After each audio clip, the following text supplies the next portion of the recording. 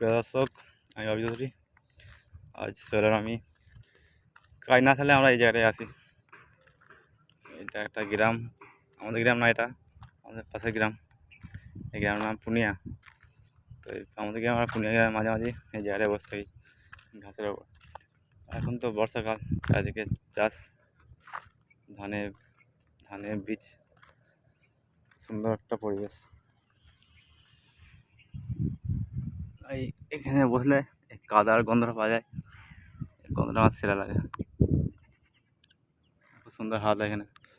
বর্ষাকালের ঝোড়ো হাওয়া এখানে পাওয়া যায়। কাজ না থাকলে এখানে প্রায় আসি চলে আমি।